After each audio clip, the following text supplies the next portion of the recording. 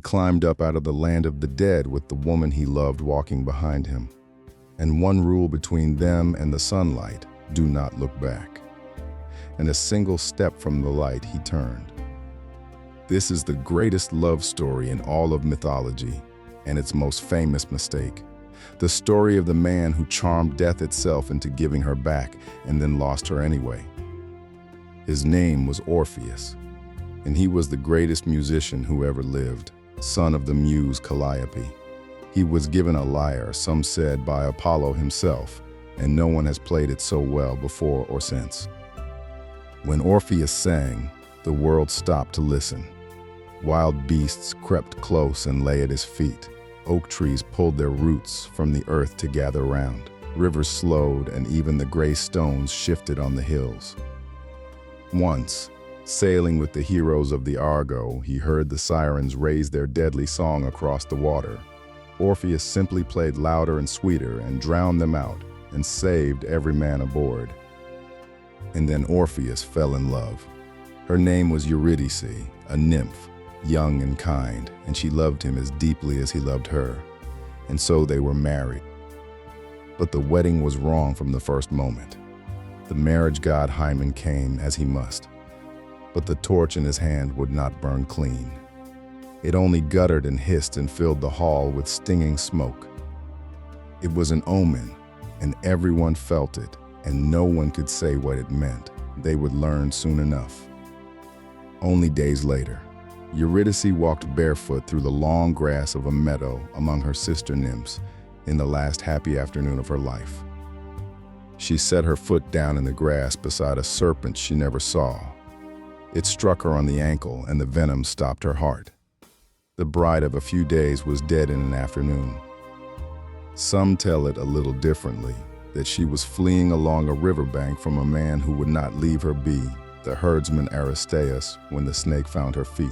But every telling ends the same way. Eurydice was gone. Her shade sank down the long gray road that all the dead must walk down to the silent house of Hades, lost among the numberless dead. And Orpheus was left standing in the sunlight, with his lyre in his hands and nothing left to sing but grief. He sang his sorrow to the sky and the sea and the gods above, until the whole upper world was sick with the sound of it. And it changed nothing. It did not bring her back. Nothing brought her back. So Orpheus made a choice that no living man had ever dared to make. He would go down into the underworld itself, alive, and ask for his wife back, and his only weapon would be his song. He walked down through the dark mouth of the earth, down and down, out of the world of the living and into the country of the dead, where no breathing man belongs. At the black river Styx, he came to Charon, the grim ferryman who carries only the dead, and never once had broken his rule for any living soul.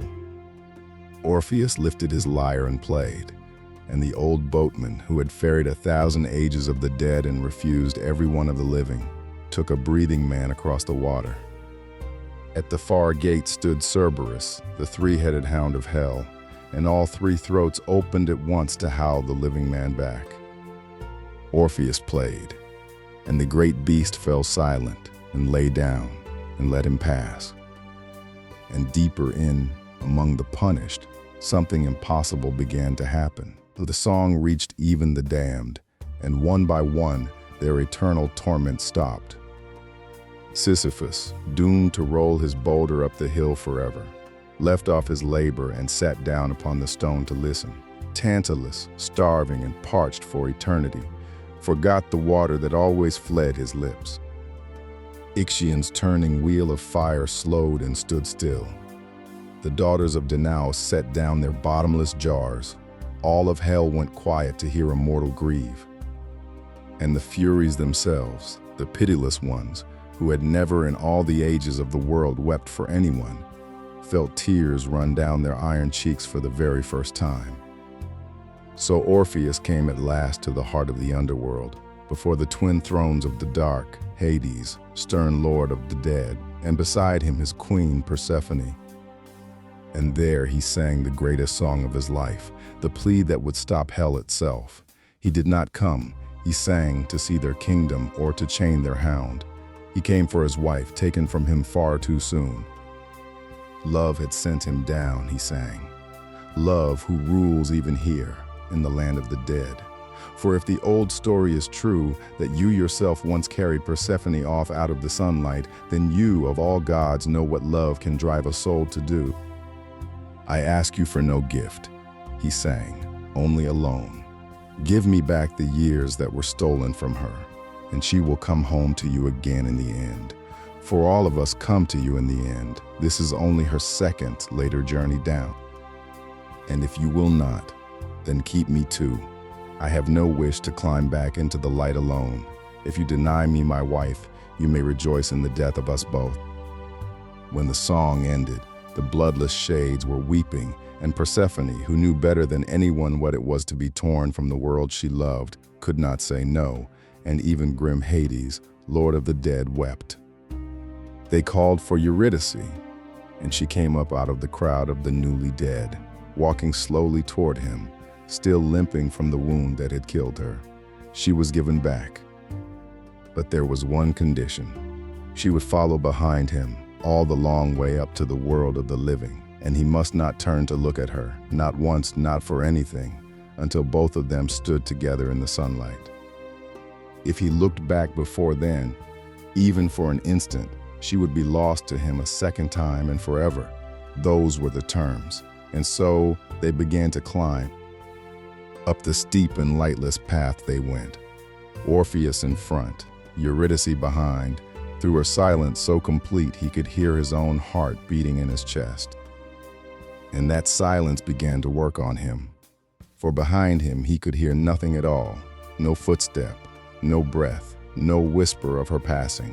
Was she truly there? The doubt gnawed at him with every step. Had the gods played a cruel trick and sent him climbing back alone? Was she falling behind in the dark hurt, needing him while he strode on and left her? But he held. He kept his eyes fixed on the dark ahead, and he climbed, and he did not turn. Every single step was a battle he was winning. And then, far up ahead, he saw it.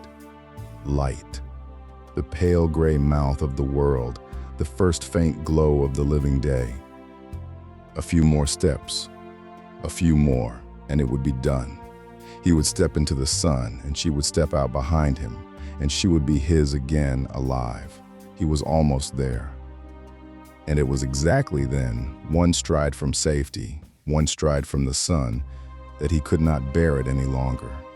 Afraid she was not there, aching after so long just to see her face. His heart overruled every warning the gods had given him, and Orpheus turned and looked back. And she was there, just behind him, in the last of the dark, her eyes finding his in the very instant that he turned. For one heartbeat they saw each other. And the bargain broke. She was pulled backward, away from him, down into the dark again, her arms flung out toward him, closing on nothing, dying a second death in the very moment she had been saved. She did not curse him. What was there to blame him for, except that he had loved her too much to wait? She spoke a single word, farewell so faint it barely reached his ears, and then she was gone. He threw himself after her, down toward the dark, and his arms closed on empty air. She was already back among the dead. He tried to go back down after her to plead again, to charm the dark a second time. But the way was shut now. This time, Charon would not take him across. 7 days he sat on the bank of the Styx, without food, without sleep, playing and begging the silent river to open. And the river gave him nothing at all. At last he climbed back into the upper world, a world that to him had lost all its music. He wandered the wilds of Thrace and would look at no other woman and let his grief become the only song he had left. For all his sorrow moved the world, it could not move the one heart he wanted, and in the end, that grief would cost him his life as well. The women of the Ciconians, wild in the rites of Dionysus, called out to him, and he turned away from them, as he now turned away from all living women. and their scorned love curdled into rage. At first his music turned their weapons aside in the air, but their shrieking rose until it drowned the song out, and then nothing could protect him. They fell upon him and tore him apart. They threw his head and his lyre into the river Hebrus, and as they floated away down the current, the cold dead tongue was still moving, still shaping over and over one single word. Eurydice. Eurydice.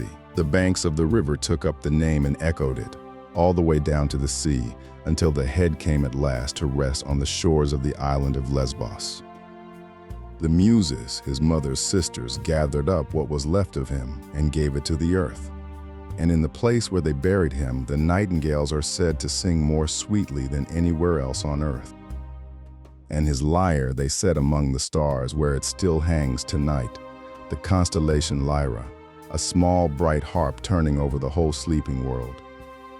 But the story does not end at his tomb, for his soul went down the long gray road a second time, and this time it did not come back, and this time it did not want to.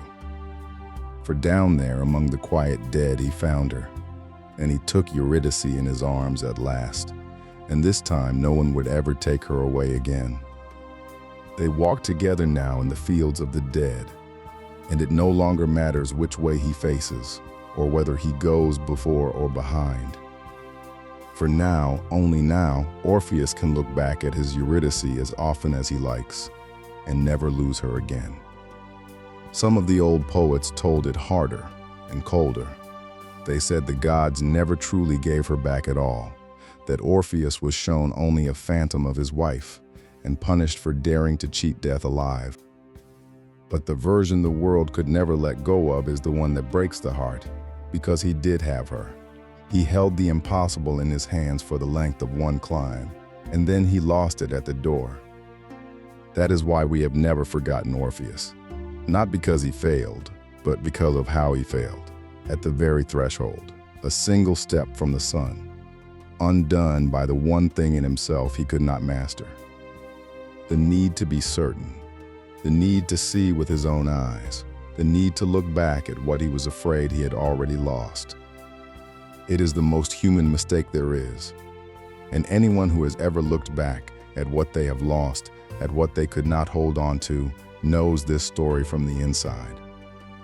Orpheus moved stones and beasts and rivers with his song. He made the dead weep, and the god of death himself relent. There was nothing his love could not do except wait in the dark without looking. This was the first great story of the new age, of a mortal who reached past the edge of the world, toward the gods and the dead for love. He would not be the last.